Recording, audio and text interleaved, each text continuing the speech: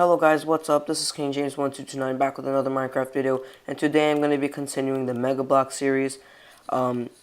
Before I start out, I just like to say, because I did forget to say this in episode 1, that Mega Blocks is basically a recreation of blocks in a 16:1 scale.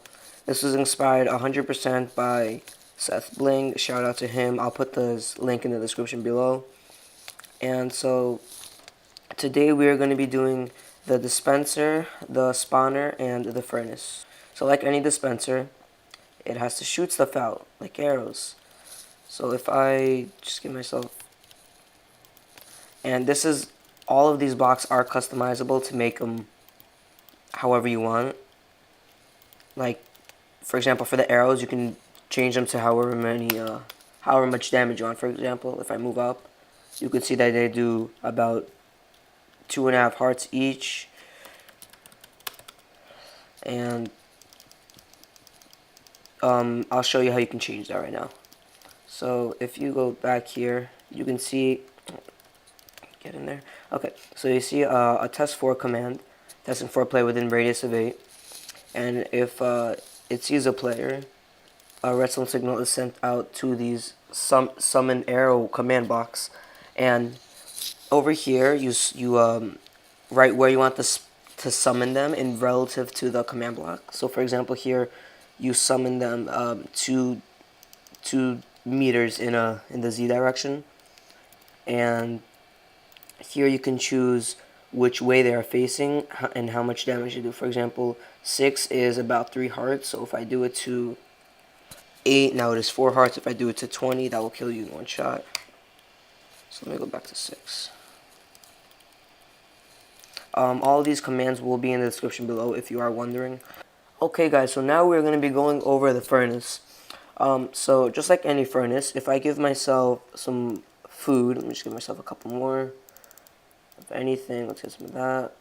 Let's get some potatoes as well. And if I give myself coal, you can use anything. You can use wood, you can use charcoal, it doesn't matter. Sorry.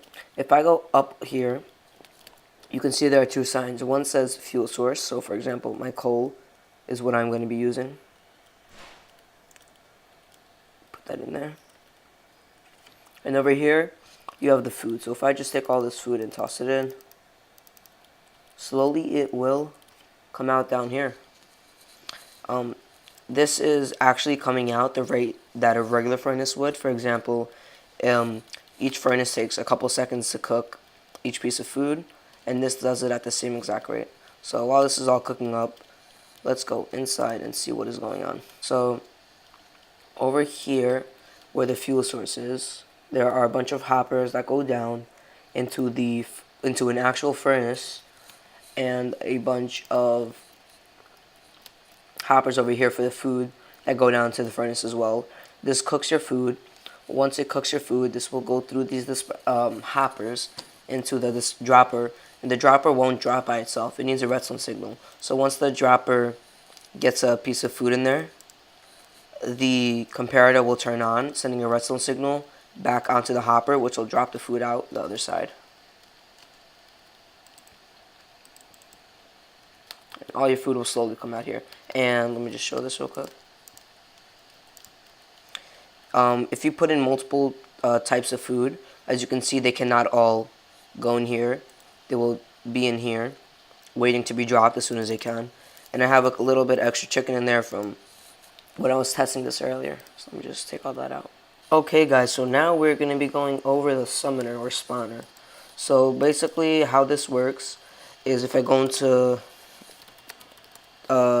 nighttime, zombies will start spawning around it. Just have to wait, like a regular spawner.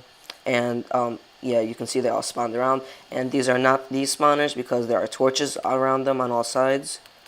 And as you can see, there are zombies that were just suffocated, are all around them and start spawning. And they will shortly spawn again. Now if I go into daytime, you can see that none of them will start spawning, and I'll show you why in a second. Okay guys, so now for the explanation of the spawner, I just went to peaceful mode, so none of these zombies lag my game. And basically what there is, I just summoned the giant here and put a couple barricades for it not to get out. And basically what there is there is a daylight. What is right there? There is a daylight detector here. So whenever it sees daylight or detects daylight, it will send a redstone signal down to this redstone torch, which will turn it off. When it turns night, this redstone signal will turn off, allowing this torch to turn on and giving power to this repeater. Now this repeater cannot send a signal to this piece of redstone unless there is a block or another piece of redstone there. So there is a huge clock here that I have no idea how many ticks are here, just a lot, that will allow this. So if I go into nighttime, you see this turns on, and once this comes around, okay guys, so once this comes around, you can see that it sets off a redstone signal, which will allow this sticky piston to push this block forward, which will summon a bunch of zombies at whatever coordinates you want. Okay guys, thanks for watching. If you enjoyed, please leave a like, comment, and subscribe. I need some more ideas for Mega Bloks, so if you can, please just put some ideas down in the comments below. I will try to make them. And if you give me a good idea, I will give you a shout out in the next video.